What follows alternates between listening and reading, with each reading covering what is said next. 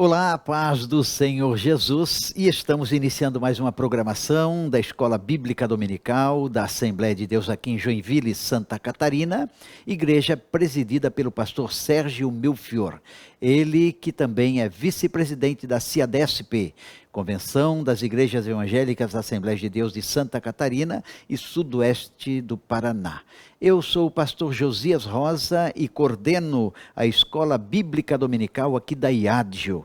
E nesta terceira lição, do dia 16 de outubro de 2022, nós convidamos para estar aqui compartilhando este assunto os nossos companheiros, pastor Emílio Henklin, que também é o coordenador do Departamento de Casais aqui da IADJO, e também pastor setorial 25 aqui de um dos nossos bairros de Joinville. E também o pastor Isaías, que é professor da Escola Bíblica Dominical aqui no Templo Sede, um obreiro da Casa do Senhor. E neste momento eles estarão fazendo as suas saudações. Pastor Josias, a paz do Senhor, você que está nos assistindo e nos ouvindo também nesse momento. Para mim é um prazer receber este convite e poder participar desta aula tão preciosa.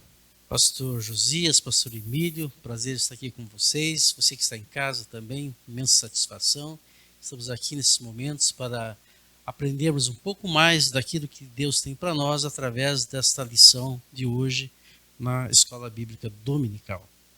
Muito bem, então nós vamos para o assunto da terceira lição, que tem como título As Abominações do Templo. Nós estamos estudando durante este trimestre sobre o livro do profeta Ezequiel e tem como título geral A Justiça Divina, a preparação do povo de Deus para os últimos dias no livro de Ezequiel. Então vamos para o assunto desta importante lição. O nosso texto áureo está no livro do profeta Ezequiel, capítulo 8, versículo de número 6, que nos diz: E disse-me, filho do homem, vês tu o que eles estão fazendo? As grandes abominações que a casa de Israel faz aqui, para que me afaste do meu santuário?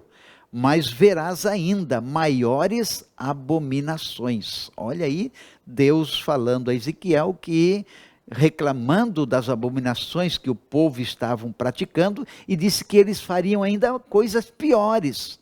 Então, é importante nós observar que Ezequiel, ele profetizou contra o povo para que eles pudessem se arrepender.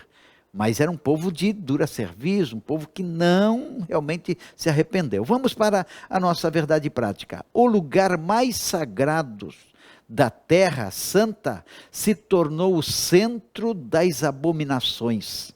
E isso serve como prenúncio da apostasia generalizada no fim dos tempos. A nossa lição está baseada nos capítulos 8, versículos 5, 6 e 9, ao 12, e depois versículo 14 e 16, no livro do profeta Ezequiel. Nós vamos então já para o primeiro tópico da nossa lição, com o pastor Emílio Henklin. Pastor Josias, pastor Isaías, nós temos aqui o primeiro tópico que vai falar sobre a visão ou a segunda visão. Na verdade, se nós tratarmos a respeito de visões, a gente vai logo perceber, e quem lê o livro de Ezequiel vai perceber que Ezequiel é conhecido como o profeta das visões. E as visões de Ezequiel, elas podem ser divididas em duas partes, ou podemos classificar elas em duas classificações. Primeiro, visões de juízo. Segundo, ou a segunda parte do livro, vai falar de visões de restauração. Quem lê com detalhes vai ver isso. E é algo importante que a gente precisa saber a respeito do ministério de Ezequiel, que ele ocorreu praticamente em duas partes. Aquele que era para ser sacerdote é chamado para ser profeta. Se a gente analisar com bastante detalhe, Ezequiel está às margens do rio Quebar, 7 anos antes da destruição total. Por quê? Porque Jerusalém, o povo judeu, foi levado em 3 etapas, em 3 levas. E Ezequiel vai numa delas, porém, alguns anos antes da destruição total de Jerusalém. Então, ele começa a ter visões, e vocês podem aqui me corrigir se eu estou errado ou não, mas ele começa a ter visões do templo já no cativeiro, já lá, ele já está lá. Mas o templo ainda está de pé. Isso ocorreu por aproximadamente 7 anos. A segunda parte foram os 15 anos que ele continua tendo visões e aí profetizando também restauração do povo de Israel. Foram um total de 22 anos de ministério que ele profetiza.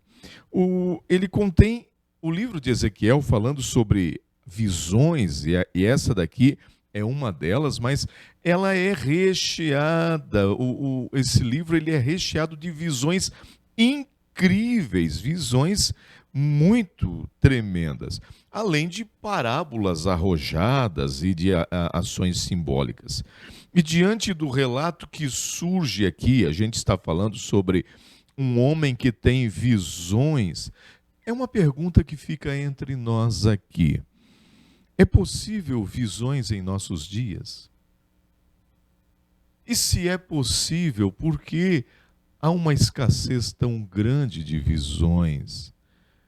E aí nós vimos Pedro já no Novo Testamento profetizando e repetindo a profecia de Joel, dizendo que nos últimos dias derramarei do meu espírito sobre toda a carne.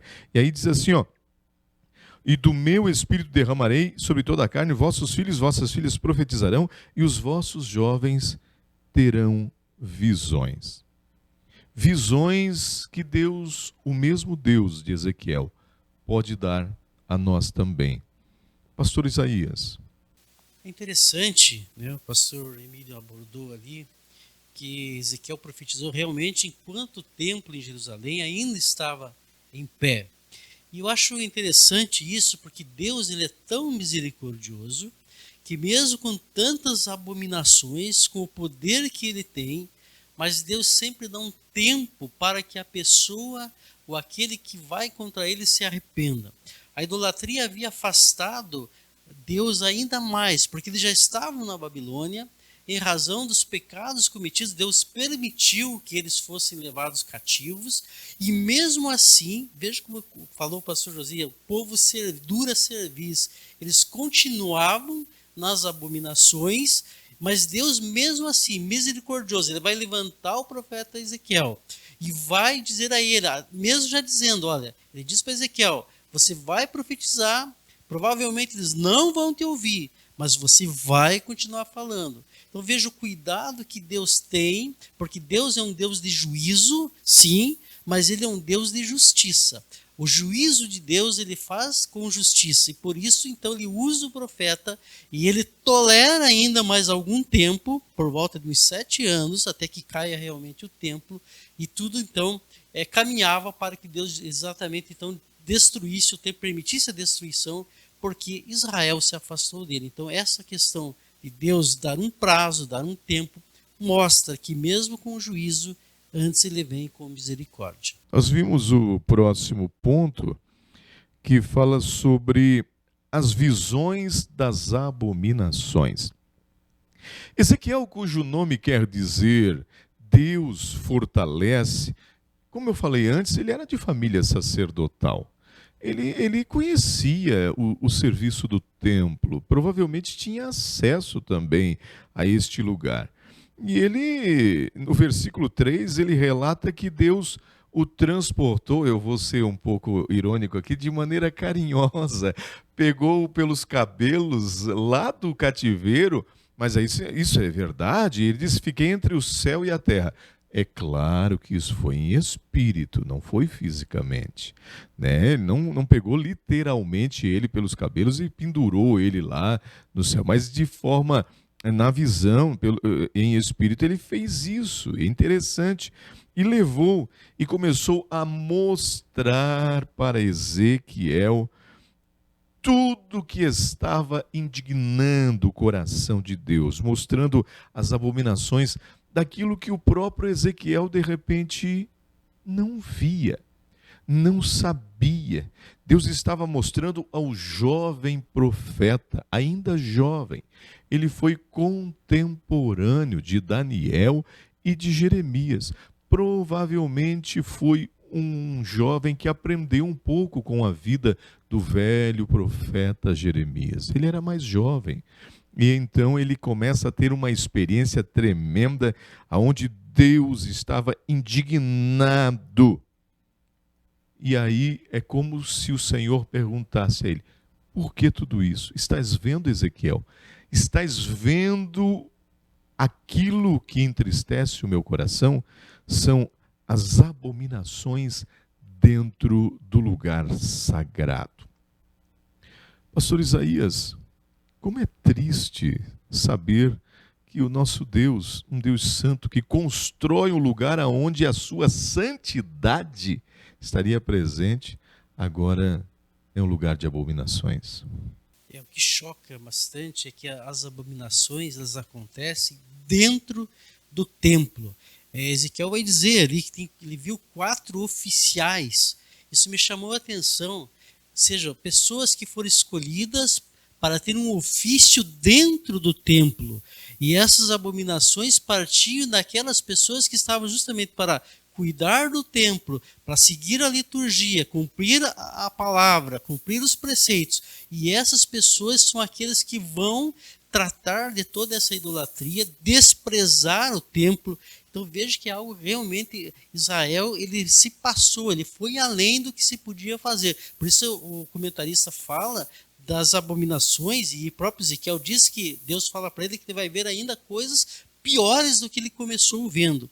Então essa questão de dentro do templo, por pessoas que atuam no templo, como foi o caso, realmente nós podemos classificar como uma tremenda abominação, e Deus até demorou para entrar com seu juízo, como eu disse, porque ele é muito misericordioso. De fato, Deus é longânimo, muito longânimo. O ponto seguinte, como entender as visões de Deus, quando eu li esse tema aqui, pastor Isaías, pastor Josias, eu lembrei-me de uma experiência que eu tive no ano de 2012 aproximadamente, quando eu era pastor em um dos setores aqui, e nós estávamos terminando um jejum muito especial na igreja. Eu convoquei a igreja para um jejum de Daniel, e na manhã de domingo que iríamos encerrar este jejum, eu estava acordado, pastor Josias. Eu estava acordado dentro do meu quarto, 6 horas da manhã, ainda deitado. Minha esposa estava dormindo, quando eu literalmente ouvi a voz de Deus dentro do quarto. Quando a gente fala assim, eu vou ouvir Deus falar, a gente até canta e a gente até diz, como é bom ouvir Deus falar. Mas quando você ouve literalmente a voz de Deus dentro do quarto, que falou como se estivesse numa caixa de som muito alto, meu irmão, eu não conseguia parar de chorar. Minha esposa não ouviu nada, eu ouvi. E Deus fez uma pergunta assim: por que meus obreiros não me buscam mais como buscavam? Que pergunta forte. E aqui, como entender as visões de Deus? Aí eu vou lembrando de como Deus falou com homens do passado e eles foram impactados.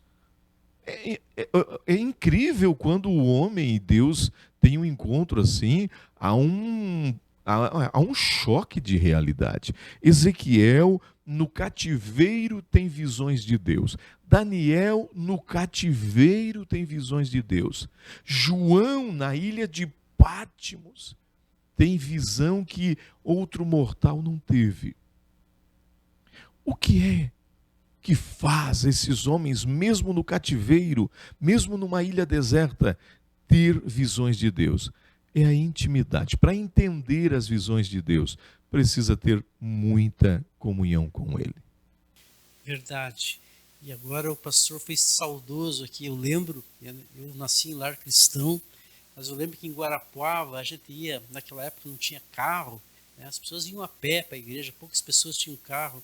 Quantas vezes nós ficávamos depois do culto na igreja, às vezes porque deu uma chuva forte e você não podia voltar para casa, e aí um pastor ficava lá e dizia, vamos fazer um outro culto, e nós começávamos a cantar, louvar, tinha o pessoal do coral, e às vezes nós passávamos madrugada orando e louvando a Deus, e aí tinha profecias, batismos com o Espírito Santo, era uma coisa assim maravilhosa, e que hoje a gente quase não vê mais, infelizmente. Parece que nós estamos um pouco mais distantes de Deus. Na verdade, Deus continua sendo o mesmo. Talvez pelo dia a dia, toda essa tecnologia do dia a dia, a gente acaba deixando de ter mais comunhão com Deus, como nós tínhamos no passado. Hoje a internet está tomando muito tempo das pessoas. E no passado parece que a gente tinha mais tempo de se dedicar, ler mais a Bíblia, e talvez seja isso que esteja faltando, um maior comprometimento, no qual eu me incluo aí, nessa observação, pastor Emílio. É verdade, quanto mais perto de Deus, mais entenderemos seus mistérios. Pastor Josias. Muito bem, vamos então agora para o segundo ponto da nossa lição, que é uma continuidade, né? Sobre as abominações, agora, primeira parte. Vamos trabalhar aqui a imagem de ciúmes. O que significa essa imagem de ciúme, né? Que aqui relata no versículo 5, o culto aos animais e aos répteis, né, que isso dentro do templo, nas paredes, né, essas pinturas, esses desenhos, né, tudo isso aí, o povo, ou seja, a casa de Deus estava realmente tendo essas questões todas aí. E sobre os 70 anciãos, vamos dar continuidade com o pastor Isaías. Pastor Josias, lendo sobre essa primeira observação, né, a imagem de ciúme que o comentarista colocou, de cara nós vamos lá para Tiago 4:5, quando ele fala, não cuidas, que diz a Escritura, que o Espírito Santo que habita em vós tem ciúmes? O Espírito Santo tem ciúme de nós. Por quê? Porque nós somos, ou devemos ser, exclusividade de Deus. Nós já aprendemos isso, que Deus não divide a sua glória com ninguém, e não é possível você servir a dois senhores. Então nós devemos servir somente a Deus. Isso está em toda a Escritura. E por isso o Espírito Santo ele tem ciúme, ele quer exclusividade. E quando a idolatria, o que é? Nós colocamos algo que toma o lugar de Deus, isto faz com que o Espírito Santo, então, com ciúme, porque ele perdeu, nós perdemos essa dedicação, e é isso que o comentarista está dizendo. Lá no passado aconteceu a mesma coisa. Foram colocados dentro do templo deuses pagãos. E aí é evidente que o Espírito de Deus ele vai sair desse local porque ele quer exclusividade. Eu ouvi um comentário ainda nessa semana que às vezes o maior problema não é a pessoa se afastar de Deus, mas o maior problema é o que ele coloca no lugar de Deus. Quando a pessoa abandona a igreja e coloca algo em seu lugar. E nós estamos aí rodeados de situações e de ofertas do mundo e temos que ter cuidado para que algo na nossa vida não tome o lugar de Deus. E essa na lição, já foi falado aqui, dentro do templo, o culto aos animais e aos répteis. E diz que esse culto, ele vê na visão dele, que ele viu nas câmaras do templo. As câmaras do templo é um local mais afastado, é um local mais oculto. Ele diz que nas câmaras, nas paredes, ele olha desenhos de répteis e de outros ídolos. E isso me chamou a atenção, porque a Bíblia diz que nós somos o templo do Espírito Santo. O que será que nós estamos colocando no nosso culto, nos porões do nosso corpo? Será que nós temos dedicado todo o nosso corpo a Deus? Ou será que tem alguma coisa oculta essa é uma reflexão que devemos fazer, porque nós somos o templo do Espírito Santo. E aqui, Ezequiel estava vendo que dentro dos porões do templo, as abominações, répteis e ídolos. E aí, o comentarista fala da zolatria, ou seja, trocar um Deus pelos animais. E isso é um problema que nós vemos no dia a dia. As pessoas estão adorando mais o meio ambiente do que o próprio Deus. E aí existe toda uma doutrinação aí de cuidado com o meio ambiente, pessoas milionárias doando coisas para o meio ambiente. Nós devemos cuidar do meio ambiente, isso não é pecado. Mas o cuidado que se deve ter é quando nós trocamos a adoração à criação, à criatura, pelo Criador. E aí Paulo, escrevendo aos Romanos, no capítulo 1, ele também verifica que no seu tempo acontecia isso. E olha o que ele diz aos Romanos, capítulo 1 e verso 22. Ele diz assim, que os sábios se tornaram loucos e mudaram a glória de Deus, incorruptível em semelhança da imagem do homem corruptível. Trocaram a glória de Deus por aves e quadrúpedos, e mudaram a verdade de Deus e serviram mais a criatura do que o Criador. Então, cuidado que as pessoas estão tendo no dia a dia hoje de adorar mais a criação do que o Criador. Nós adoramos o nosso Deus, porque Ele é o Criador de todas as coisas, conforme o salmista diz. Dele, por Ele, para Ele são todas as coisas, pastor Emílio. Verdade. Aquela questão da imagem de ciúmes ali, há alguém que comenta, como já foi falado aqui pelo pastor Isaías, provavelmente era um ídolo, um deus Baal, que estava tomando o lugar de Deus, e Deus sentia ciúme. Por isso, é interessante que alguém disse assim, se Deus sentia ciúmes de Israel, o Senhor Jesus arde em zelo por sua igreja. E não aceita dividir a sua igreja com ninguém, seu amor, e fará de tudo para conservá-la pura até o dia das bodas do Cordeiro. Observe o versículo 7. A imagem de ciúmes fez com que o Senhor se afastasse de sua própria casa, de seu santuário. Ele diz assim, eu me afaste do meu santuário. Aí há uma pergunta nesse ponto, né? O que estamos fazendo, como já ouvimos aqui, o que estamos fazendo que acaba afastando a presença de Deus desse templo do Espírito Santo? Observe quantas advertências de Paulo a nós. Não entristeçais o Espírito de Deus que está em vós, que fosse selado, não extingais o Espírito Santo, enfim, nós precisamos observar isso. Quanto à câmara secreta e os animais aqui, uma coisa que me chama a atenção, que o profeta cavou um buraco e viu do lado de dentro aquilo que Deus já estava vendo. Amados, não há nada que foge, que escape dos olhos oniscientes de Deus. Nada. A psicologia diz que nós temos pelo menos 4 áreas da nossa personalidade. O eu aberto, o eu desconhecido, o eu cego, mas existe o eu fechado. O que é o eu fechado?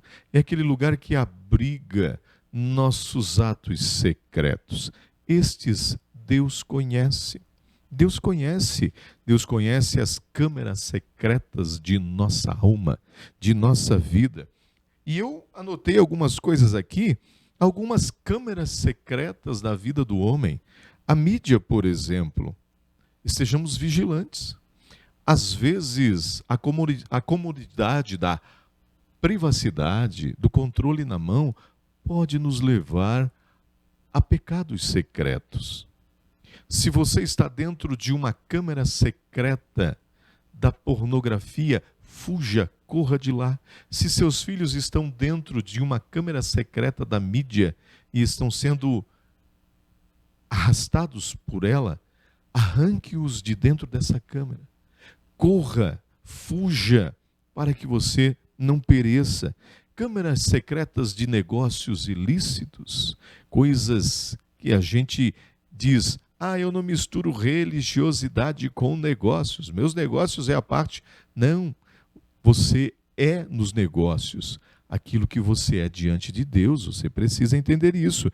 E as câmaras secretas da alma, guardando rancores, dores, falta de perdão, ira, mágoa. Nós precisamos entender que o Senhor conhece as câmaras secretas de nosso coração. Então cuide, procure zelar por sua vida, porque Deus conhece o nosso coração. Amém. Seguindo aqui, quando o comentarista fala então dos 70 anciões, que seguindo a visão de Ezequias, os 70 anciões, fica claro que são líderes, os presbíteros, os príncipes, são aquelas pessoas que gozavam de uma confiança junto ao povo. E aí, em Ezequiel 8:12, ele diz ali que os anciões da casa de Israel fazem nas trevas, cada um nas suas câmaras pintadas de imagens, pois dizem, o Senhor não nos vê. Paulo, ele vai escrever aos Romanos, capítulo 14, versículo 12, ele diz que de maneira que cada um de nós prestará contas ao mesmo Deus. Todos prestarão contas, nada que seja feito aparentemente em secreto, como foi aqui o caso desses anciões. Os pecados ocultos, Deus fará juízo e nós prestaremos contas. E aí o que me chamou a atenção que esses anciões, eles tinham então, gozavam dessa confiança perante o povo e eles poderiam induzir o povo a fazer aquilo que faziam. Por isso a importância de nós termos líderes que realmente refletem a vontade de Deus, que fazem a vontade de Deus, que pregam aquilo que está na palavra. E nós devemos, nós como cristãos, apoiar os nossos líderes e agradecer a Deus pelos líderes que Ele tem colocado. Posso falar aqui da nossa igreja, aqui de Joinville, que Deus tem colocado líderes, que nós podemos segui-los, ouvi-los, e eles nos encaminham para o bom caminho que leva a Cristo. Para encerrar, pastor Josias, os 70 anciãos parece que eram homens de fato de referência. Você vê a Bíblia citando 70 anciãos também lá em Êxodo, com Moisés, Êxodo 24, depois em Números 11, os 70 que receberam a unção, profetizaram, vindo da parte de Moisés. E aqui, aqueles que eram para ser baluartes, líderes, referência, estão voltando-se para a idolatria. Infelizmente, quando os líderes como de Israel fazem isso, fizeram isso, e hoje, na atualidade, a gente, infelizmente, vê muitas coisas, muitos escândalos acontecendo. Mas, como disse o pastor Isaías, nós louvamos a Deus, porque estamos ladeados, rodeados de líderes que são referências hoje na obra do Senhor e fazem com amor aquilo que receberam de Deus. Muito bem, passamos então este segundo tópico aqui da nossa lição sobre as abominações. Que sejamos, como estava falando o pastor Emílio, homens comprometidos com Deus. Como aqueles que Jesus também enviou 70, de 2 em 2, e vieram cheios de alegria, trazendo seus relatórios de milagres que aconteceram. Não sejamos como Judas, que também fez parte dos 12, eu não sei com quem ele fez, mas mais tarde você vê que Judas se desviou pelo seu próprio caminho e foi condenado. Que sejamos homens, mulheres de Deus comprometidas com o Senhor, como estudando na lição anterior, sejamos atalaias de Deus, proclamarmos o Evangelho de Cristo e falarmos que Jesus é o Senhor. Vamos para o terceiro tópico da nossa lição, que vai falar sobre as abominações, agora a segunda parte, E vai trabalhar aqui o ritual de Tamuz, vai trabalhar os adoradores do sol e os anciãos na casa do profeta. Continuando com o pastor Emílio Henkley. Então, nós vimos aqui o terceiro tópico, A lição explica aqui, quem tem a lição vai ler, quem era Tamuz e o ritual que se fazia em torno dele, toda aquela mitologia, o tempo que ele ficava morto no submundo e coisa assim, mas não quero comentar sobre isso. A única coisa que eu percebo aqui é que de fato é a figura de um sincretismo religioso. E isso aconteceu já desde o tempo de Salomão, pastor Isaías. Esse sincretismo religioso. Isso é, eu tenho Deus, eu creio na soberania de Deus, mas eu vou buscando subterfúgios em outras coisas. Eu vou buscando. Eu lembro que a família de Jacó, no capítulo 35 de Gênesis, é convocada pelo pai de família a trazer os ídolos que tinham. Por quê? Não, nós cremos em Jeová, ele é poderoso, mas a gente tem uns subterfúgios. Infelizmente, Israel estava nesse sincretismo religioso. O perigo de nossos dias é nós entrarmos nesse sincretismo religioso, é gostarmos da igreja amigável, a igreja que é amiga do mundo, que é amiga dessas coisas, e infelizmente, vamos dizer assim, bem a grosso modo, a igreja é o gosto do freguês. Você tem liberdade para dar uma misturada nas coisas. E essas mulheres, entre outros, estavam misturando o culto a Deus com também o culto a Tamuz. É o que nós estudamos no trimestre passado sobre as sutilezas de Satanás, sobre o holismo, né, que está aí, que traz toda uma ideia, uma oriental de novos deuses na vida das pessoas, e as pessoas aos poucos vão trocando, como eu disse anteriormente, enaltecendo a mãe natureza e achando que isso tudo é Deus, Deus está em todos os lugares. Eles trazem um discurso que aparentemente o discurso é até correto, Deus está em todos os lugares, isso é correto, mas quando você começa a subverter, como Paulo falou ali aos Romanos, adorando mais a criação do que a criatura, corre-se este perigo de misturar as coisas, como aconteceu aqui. Eles serviam tanto a Tamuz como a Javé. Aquelas mulheres que choravam, está no texto, elas eram contratadas para chorar. É interessante que no Brasil existe, principalmente no Nordeste, fiz uma pesquisa, as carpideiras, elas são mulheres que são contratadas para chorar em um velório, ganhando cerca de R$200 por velório, uma curiosidade que eu trouxe. Então é uma cultura que vem desde essas épocas, e evidentemente que quando se leva mulheres para chorar no templo por um Deus que está morto, Tamuz, que iria ressuscitar naquela crença que ele vivia 6 meses morto, 6 meses vivo, e isso misturando com o Deus Javé, realmente é uma das grandes abominações. Nós não precisamos de pagar para alguém chorar ou enaltecer o nosso Deus. O nosso Deus procura adoradores que o adoram em espírito e em verdade. E essas práticas, com certeza, devem ser repudiadas, rechaçadas, como a Ezequiel estava sendo mostrado a ele, e nos nossos dias nós devemos cuidar para que isso não entre dentro dos nossos templos. E falando a questão da criação e criador, o subtópico 2, né? Os adoradores do sol, Ezequiel viu cerca de 25 homens de costas para o templo. Observe, de costas para o templo, estavam de costas para Deus.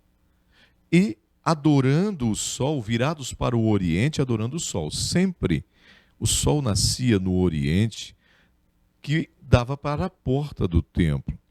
Isso era uma afronta a Deus, era uma afronta. A adoração do sol era uma prática muito antiga, já praticada pelos cananeus quando Israel chegou na terra de Canaã.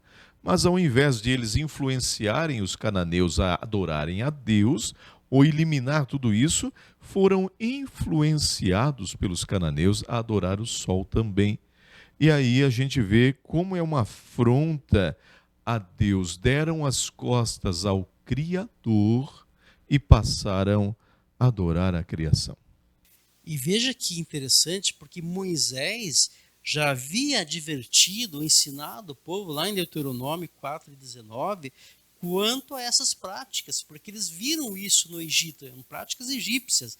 E lá em Deuteronômio 4, Moisés está dizendo que para vocês não levante teus olhos aos céus e veja o sol e te incline perante eles. Então, ou seja, Moisés, como líder, ele já havia ensinado o povo.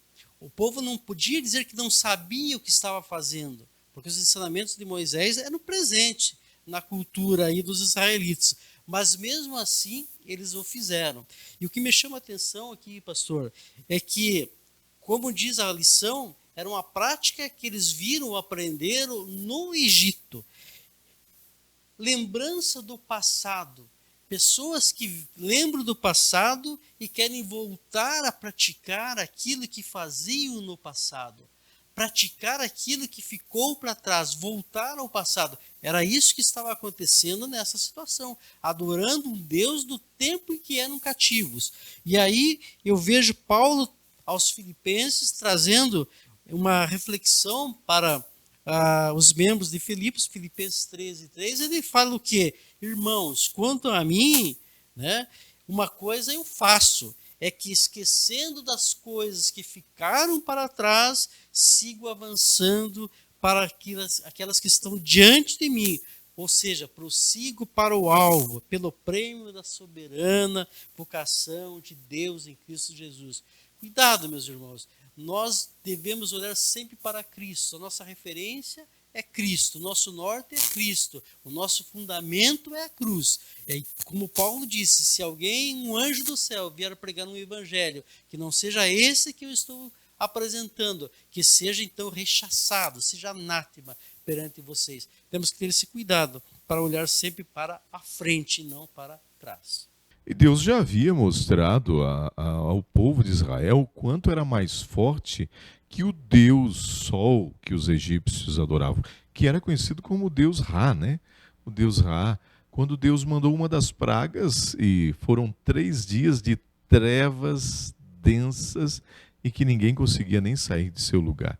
Isso provando o poder de Deus sobre o que ele mesmo criou, o luminar maior, que era o Sol. Bem, o último ponto, pastor Josias, o último subtópico do nosso tópico 3, os anciãos na casa do profeta. Agora, o que dá para entender é que não são os 70 que ele viu na visão, nem os 25 voltados para o sol. São homens que, de uma certa posição, eu acredito que talvez estavam representando um certo grau de organização civil lá no cativeiro. Tá? Eles estavam lá. Parece que essas reuniões eram permitidas pelos babilônicos. Então, eles estavam lá, estavam consultando o Senhor através do profeta. Era uma reunião talvez ministerial, na minha visão. E foi nesta reunião, foi neste momento que o Senhor leva Ezequiel para uma visão. Essa questão dos anciões, dá para ver lá, do Ezequiel vai tratar disso, em Ezequiel 8, capítulo 8, versículo 1. Qual era a situação? Israel, o rei de Israel está preso, o rei Joaquim está preso. Parece que Israel estava sem uma liderança firme. Várias pessoas fazendo de tudo um pouco. Como o pastor falou, esses anciões iam até, está muito claro no texto, que eles iam de Judá até onde estava Ezequiel, e lá eles ouviam, o comentarista até fala, talvez queriam saber algumas notícias, mas eles tinham interesse em ouvir o profeta Ezequiel. E aí Ezequiel diz que eles se assentavam perante ele, e Deus vai dar uma palavra para Ezequiel, porque ele diz assim no capítulo 14, ele fala assim, vieram a mim alguns anciões de Israel e se assentaram diante de mim. Então veja, nós temos um problema de quando não há uma liderança firme e bem determinada, que era o que parece que estava acontecendo. Israel está cativo, o próprio rei está preso. Então se levantam, alguns inclusive falsos profetas, se levantavam para confundir o povo. Mas a mensagem que Deus dá para Ezequiel, lá no capítulo 14, ele fala assim, olha, diga para esses anciões o quê? Convertei-vos, tornai-vos dos vossos ídolos, ou seja, desviai os vossos rostos de toda a abominação. Mesmo esses anciões que estavam tentando buscar alguma referência ainda no profeta, Deus então honra isso e dá uma última mensagem. Olha, qual é a mensagem? Se arrependam, coloque a casa em dia, embora Deus já tenha até dito para o próprio Ezequiel que eles não ouviriam, e realmente não ouviram, e o templo foi totalmente saqueado, destruído alguns anos depois. Mas o que a gente tira de tudo isso é que, como falamos aqui no início, Deus é longânimo, misericordioso, e ele ainda dá tempo para arrependimento. Quando termina o Velho Testamento, no livro de Malaquias, nós vamos ver que eles estavam também numa outra situação, tinham reconstruído o segundo templo, mas começavam também as abominações, começaram os sacerdotes a desleixar no templo, a oferecer ofertas mancas, deixaram de trazer os seus dízimos, e aí no final do capítulo lá de Malaquias, também tem uma mensagem de Deus para o povo: arrependei-vos, arrependei-vos, arrependei-vos. E aí se passam 400 anos e vem Jesus Cristo, precedendo ele, João Batista, com a mesma mensagem, a mensagem de arrependimento. Arrependei-vos, é chegado o reino de Deus. Então a mensagem que nós temos, que parece que fica aqui para nós, é que Deus é longânimo, misericordioso, dá tempo para arrependimento, mas ele também vem com juízo. E cair na mão de Deus Altíssimo como juiz, como está escrito lá em Hebreus, é horrenda cair na mão do Deus vivo. Muito bem, chegamos ao final desta importante lição sobre as abominações do templo.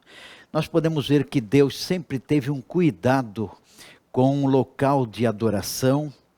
Podemos ver que o próprio Jesus, certa oportunidade, ele colocou ordem no templo, que realmente o templo estava sendo um local de muita desordem. Ele disse: a minha casa será chamada casa de oração. Isto falando do templo físico, né? Do templo onde um grupo se reúne. E levando para o lado espiritual também, que nós somos o templo do Espírito Santo, nós precisamos ter um cuidado de que nada venha impedir ou fazer com que a glória de Deus, daquela intimidade com o Senhor, venha passar de nós, ou o Senhor fique longe de nós. Não, vamos procurar manter a nossa vida em perfeita comunhão com Ele, observando realmente se alguma coisa está impedindo a manifestação de Deus, o contato de Deus conosco. Tenhamos todo o cuidado, não deixa com que nada venha tirar Deus da sua vida, porque Ele tem ciúme de cada um de nós. Muito bem, nós queremos neste momento deixar a palavra aos pastores para que eles façam as suas conclusões finais, e nós queremos logo após fazer uma oração. Pastor Josias, pastor Isaías, aprendemos então o perigo no próprio culto, perigo de nós desviarmos a nossa adoração. Para mim foi um prazer estar aqui, trazendo-vos alguns conselhos da parte de Deus, estar junto com o pastor Josias e junto também com o pastor Isaías, aprendendo um pouquinho mais também da palavra do Senhor. Muito bom estar aqui, na presença dos meus amigos aqui, pastores dessa igreja que eu estimo, pastor Josias, pastor Emílio, e dizer a você que está em casa que essa reflexão é para nós. Cuidar para não colocar nada no lugar de Deus. Ele quer de nós a fidelidade, quer a nossa adoração, a nossa devoção. E Ele tem muitas recompensas para nós. Foi um prazer estar aqui e aprendi muito nesta ocasião. Muito bem, estaremos orando por você. Pai querido, neste momento elevamos a nossa voz diante de Ti e pedimos a Tua bênção em favor de todos que estiveram, Senhor, ligados nesta programação, sendo abençoados pela Tua palavra. Guarda os Teus filhos, protege, livra-os de todo mal. Nós Te pedimos e Te agradecemos no nome de Jesus. Amém, Senhor, amém. Se você foi abençoado com esta ministração, compartilhe com os teus amigos, compartilhe nos teus grupos, para que outras pessoas sejam abençoadas e impactadas pela palavra de Deus. Que Deus vos abençoe em Cristo Jesus.